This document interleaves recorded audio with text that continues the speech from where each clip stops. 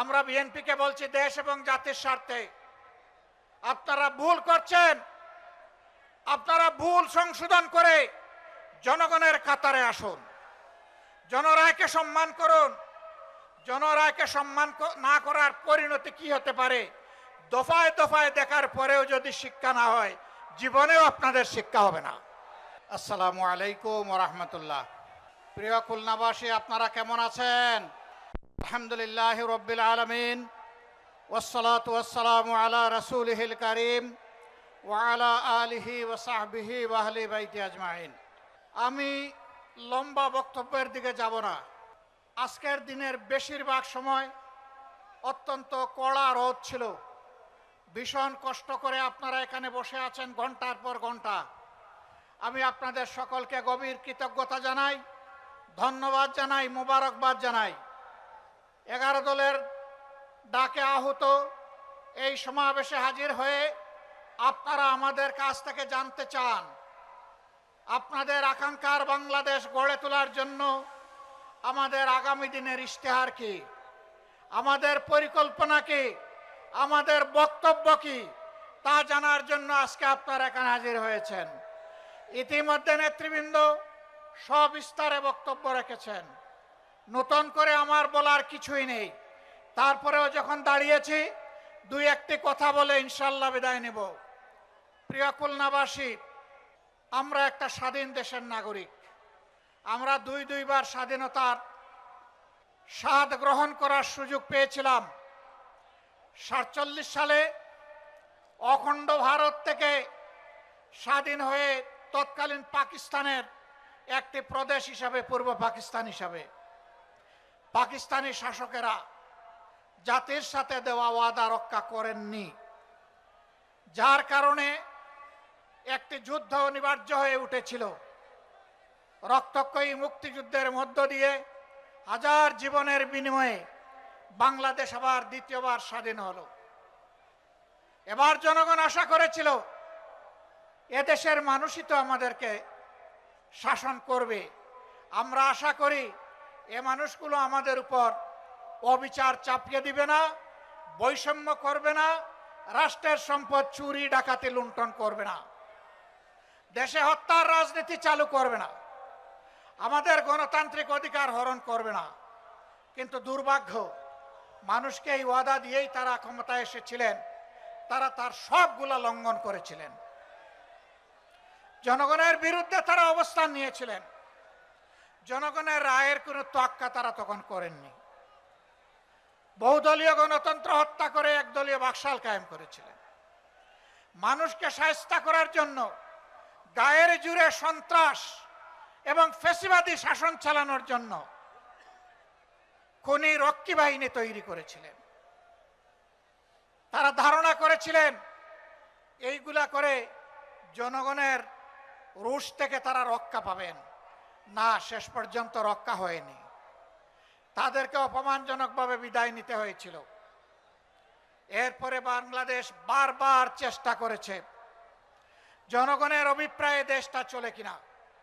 কখনো হালকা একটু আলো দেখেছে, আবার অন্ধকারে হারিয়ে গিয়েছে। জনগণের প্রত্যাশা পূরণ হয়নি। 24 সালে আমাদের তরুণ ছাত্র যুব সমাজ তাদের ন্যায্য একটি অধিকারের দাবিতে আন্দোলন গড়ে তুলেছিল। 15.5 বছরের ফ্যাসিবাদী কায়দায় ছাত্র যুব সমাজের আন্দোলনকেও দমানোর চেষ্টা করা হলো। রাষ্ট্রের সকল বাহিনীকে লেলিয়ে দেওয়া হলো। নির্বিচারে মানুষ খুন করা হলো, পঙ্গু করা হলো।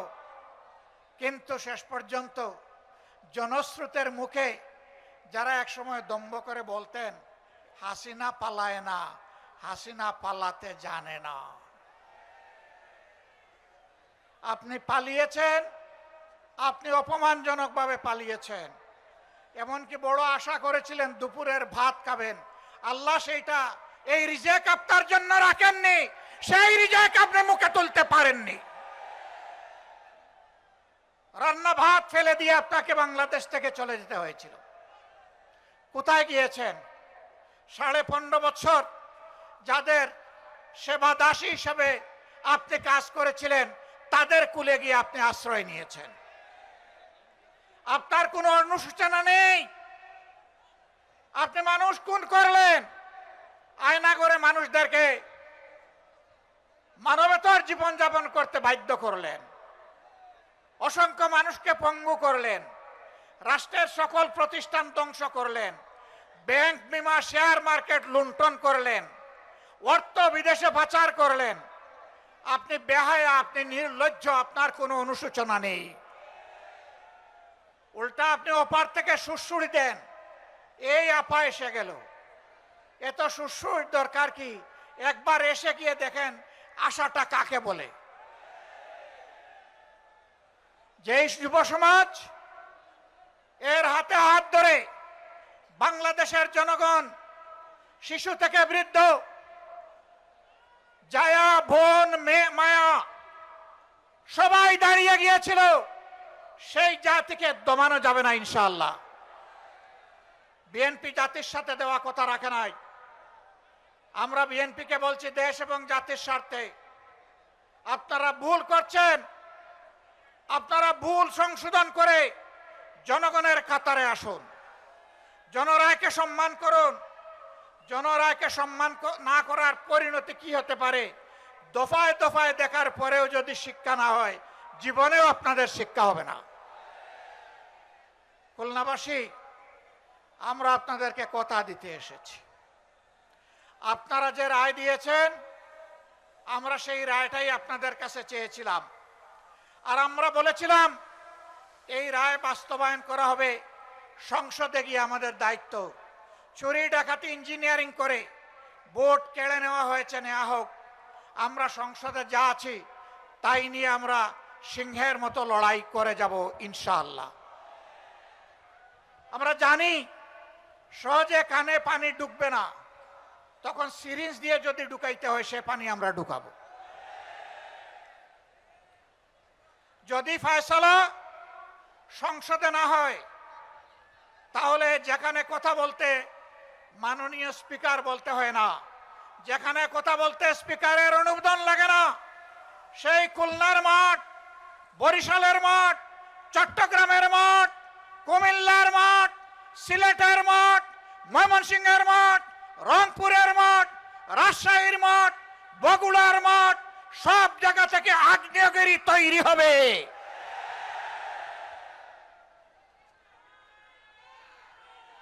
এই আগ্নেয়গিরির দাবানলে সমস্ত আবর্জনা পুড়ে সারকার হয়ে যাবে।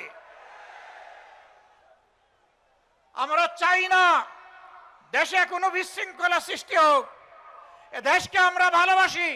শত যন্ত্রণা বুকে নিয়ে আমরা নির্বাচনের ফলাফলকে আমরা মেনে নিয়েছি, কিন্তু একথা মনে করবেন না কেউ, নির্বাচনের ফলাফল দেশে একটা গৃহযুদ্ধ শুরু না হোক, সেই জন্য আমরা মেনে নিয়েছিলাম। আমরা কারো বাপদাদার চক্রাঙ্গানিকে আমরা পরোয়া করব না। অন্যায়ের কাছে আমরা মাথা নত করব না। আমাদের নেতৃবৃন্দ হাঁটতে হাঁটতে ফাঁসির তক্তায় দাঁড়িয়ে মুচকি হাসি দিয়ে আমাদেরকে শিখিয়ে দিয়েছেন, জাতির জন্য প্রয়োজনে তোমাদেরকে ওই মুচকি হাসি দেওয়ার জন্য তৈরি থাকতে হবে।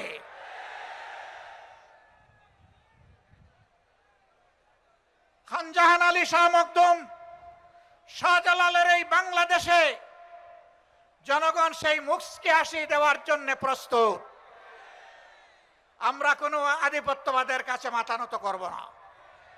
সরকারকে স্পষ্ট বলে দিচ্ছি, যদি এই দেশবাসী এবং আমরা দেখতে পাই আধিপত্যবাদের সামনে আপনারা মাথা নত করছেন, আপনাদেরকে আমরা ছেড়ে কথা বলবো না। সাবধান। 20 কোটি মানুষের 24 কোটি হাত আজ প্রস্তুত। সীমান্তে সুড়সুড়ি দেওয়া হচ্ছে। পশ্চিমের নামে একটা দেশ তাদের নাগরিকদেরকে অবৈধভাবে আমাদের দেশে ঠেলে দিতে চাচ্ছে। আমাদের মুষ্টিমেয় বিজিবি সদস্য সীমান্তে যখন দাঁড়িয়ে গেছে, জনগণ তখন তাদের ডান হাতে পরিণত হয়েছে। এই ডান হাত সারা বাংলাদেশের 20 কোটি মানুষ। অতএব আমরা চাই না আমাদের কোনো প্রতিবেশীর ঘুম এবং শান্তি কেড়ে নিতে, আবার কোনো প্রতিবেশী আমাদের দিকে তাদের কালো হাত বাড়াক, ওইটাও আমরা চাই না। যদি কেউ আমাদের দিকে কালো হাত বাড়ায়, মহান আল্লাহর উপর ভরসা করে বলছি, সেই কালো হাত ভেঙে দেওয়া হবে ইনশাআল্লাহ। প্রিয় খুলনাবাসী, মনে হচ্ছে আরেকটি অনিবার্য বিপ্লবের জন্য প্রস্তুতি নিতে হবে। আপনারা কি সেই প্রস্তুতি নিতে রাজি আছেন?